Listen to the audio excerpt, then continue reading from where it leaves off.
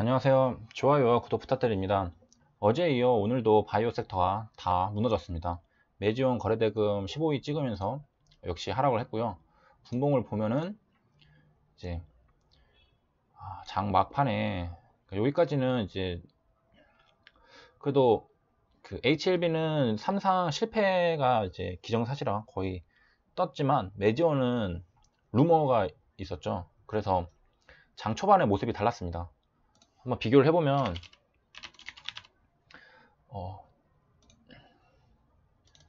이렇게 HLB는 장 초반부터 이제 하한가 점하를 갖고 매지온은 이렇게 해서 이제 반등을 해줬습니다. 그런데 주식시장은 항상 종목이 따로 움직이지 않죠. 섹터가 같이 움직이게 됩니다.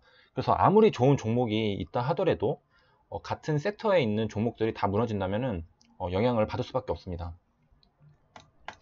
그래서 매지온은 좀 어이가 없죠.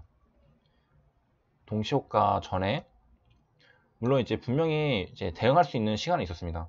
이때 늦어도 이 급락을 보고서 뭐 이런 자리 어디쯤에서는 이제 매도를 할 수 있었겠죠. 그리고 막판에 대략 몇 퍼 떨어지는지 한번 보겠습니다. 이거 23%가 떨어졌네요. 이거 하나가 23%입니다. 여기 보면은 이거는 살다가 이런 일도 좀 처음 보네요.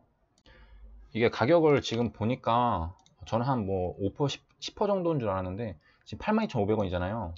동시효과 들어가기 전이.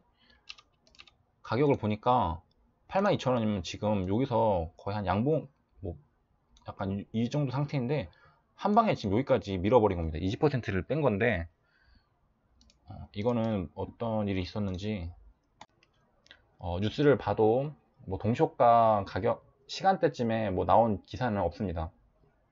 그래서 이제 뭐 종목 토론실 가보면 이런 거 있죠. 결과도 안 나왔는데 이제 왜 폭락? 그러니까 매지원도 이제 삼상 결과가 이제 기다리고 있는 것으로 보입니다. 그래서 이건 어제 나온 기사인데 실패설 아직은 실패하지 않은 거죠. 근데 HLB가 잘못됐으니까 매지원도 영향을 받아서 잘 안 되지 않을까 라고 생각을 했던 것 같습니다. 그래서 제가 이제 매지원은 아마 대부분의 사람들이 상당히 좋은 종목으로 알고 있었을 겁니다. 그 증권사 리포트에서도 이제 템버거가 될 수 있을 가능성이 있는 종목이라고 했고 실제로도 그런 모습을 보여줬죠. 제가 증권사 리포트를 이때쯤에서 본 것 같은데 저는 이제 10만원 돌파하면은 들어가려고 준비를 하고 있었습니다. 뭐 결과적으로는 놓쳤지만 이렇게 매지원을 이렇게 해서 계속 꾸준히 상승을 해주고 있었습니다. 계속 가고 있었죠. 시장이 이때 어땠죠? 안 좋았죠. 코스닥이랑 같이 비교를 해보면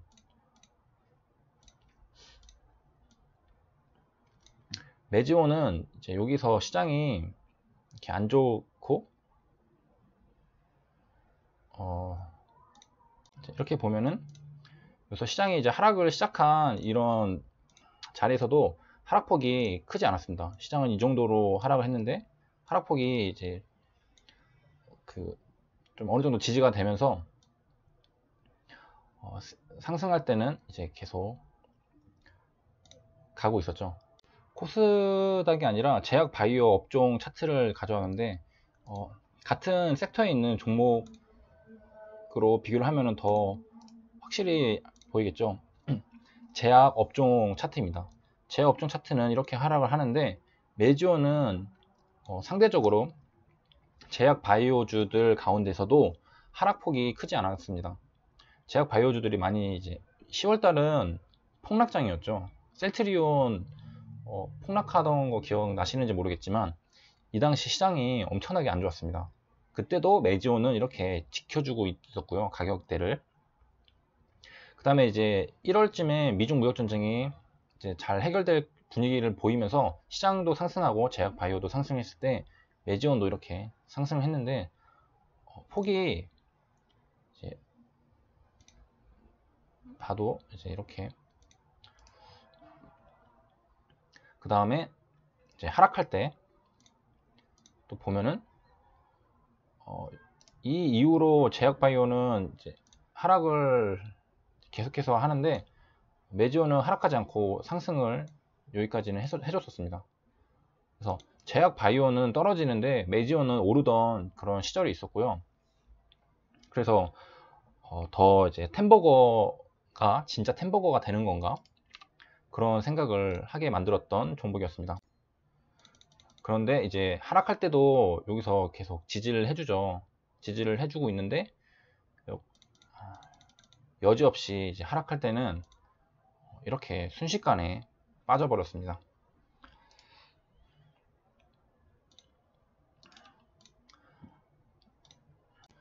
이제 뭐 금융, 뭐 주식 용어에서 콜은 롱이라고 부르고 풋은 숏이라고 하잖아요. 그래서 우리가 유명한 영화 중에 이제 빅쇼트라는 영화가 있죠. 쇼트가 이제 풋, 이제 매도한다는 뜻이고, 빅이라는 게 이제 어마어마하게 크다, 뭐 큰 거를 크게 매도를 한다, 뭐 그런 의미겠죠. 그래서 콜은 왜 롱이라고 하고 풋은 숏이라고 하는지 좀 이유가 궁금하셨던 분들도 있을 텐데, 매지오는 차트가 그 이유를 보여주고 있습니다. 뭐냐면은 이제 콜은 상승이죠.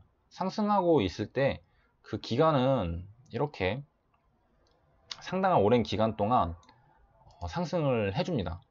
대략 1년 정도, 1년이 넘는 기간 동안 꾸준하게 상승을 해줬습니다. 하지만 이제 하락할 때는 너무나도 짧은 순간에 이 상승폭을 다 반납을 해버렸습니다. 그래서 콜 상승하고 있을 때는 이제 긴 시간 동안 롱이라고 하고, 이제 떨어질 때는, 이제 하락일 때는 이제 풋이라고 할 때는 이제 숏이라고 하는 거라고 생각을 합니다.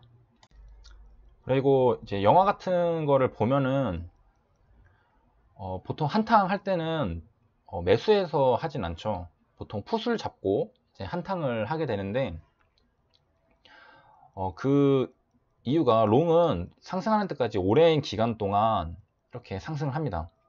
워렌 버핏이 뭐 하루아침에 번 게 아니라 몇십 년에 걸쳐서 매수했던 종목이, 이제 보유했던 종목이 계속해서 꾸준히 상승을 해줘서 이제 부자가 된 거죠. 뭐 워렌 버핏이 하루아침에 부자가 되지 않습니다. 하지만 이제 하루아침에 뭐 부자가 됐다고 뭐 기사가 뜨고 뉴스가 뜨고 하는 그런 이제 투자자들도 있는데, 보통 이제 헤지 펀드들이 많습니다. 그리고 보통 헤지 펀드들은 이제 뭐 매수랑 매도를 이제 자유자재로 구사하는 전략을 사용하는데, 뭐 영화에서도 많이 다루듯이 보통은 다 이제 풋으로 이제 수익을 냅니다. 그러면은 왜 이 하락할 때는 이렇게 가파르게 하락을 할까요?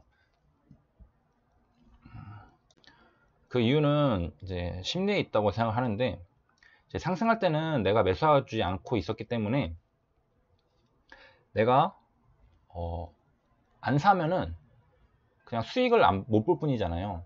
손실이 나진 않습니다. 그래서 오늘 살까, 내일 살까, 내일 모레 살까, 기분 좋을 때 살까, 그래서 충분히 시간을 두고서 매수를 할 수가 있습니다. 왜냐면은 사지 않았다고 해서 내가 손실을 보는 게 아니기 때문이죠.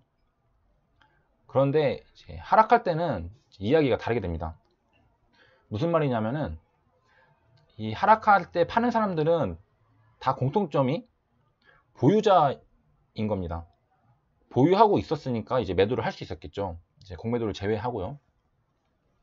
보유를 하고 있었으니까 내가 팔지 않으면은 이제 손실이 찍히게 되는 겁니다. 그래서 지금 당장 결정하지 않으면은 내 계좌에 마이너스 손실이 바로 찍히게 되는 겁니다. 그러니까 뭐 내일 결정할까, 내일 모레 결정할까, 기분 좋을 때 나쁠 때 결정할까, 그게 안 되는 거죠. 그래서 뭐 처음에는 이제 좀 버텨볼 수 있겠죠, 어느 정도까지. 근데 그 손실이 이제 이 초반에서도 계속 급하게 파는 사람도 있었겠죠. 근데 이제 손실이 커지니까 이제 더 이상 판단을 이제 지체할 수 없는 거죠. 판단을 보류할 수 없어서 이제 그때부터 이제 감정에 조금 영향을 받게 되면서 그냥 이제 가격을 불문하고 이제 던지게 되는 겁니다. 그래서 하락할 때는 이제 하락을 더 부추기게 되고, 그래서 이렇게 짧은 시간 안에 이제 이제 폭락이 나오게 되는 거라고 저는 생각합니다. 이번 영상은 대부분이 다 이제 저의 그냥 생각들이기 때문에 그냥 재미 정도로만 이제 받아들여 주시면 좋겠고, 제가 뭐 다른 거는 다 이제 확신하면서 말씀드릴 수 있겠지만은 오늘 말한 내용들은 저도 그렇게 확실하다고 생각하지는 않기 때문에 이렇게 말씀을 드리는 겁니다. 이상으로 영상 마치도록 하겠습니다. 감사합니다.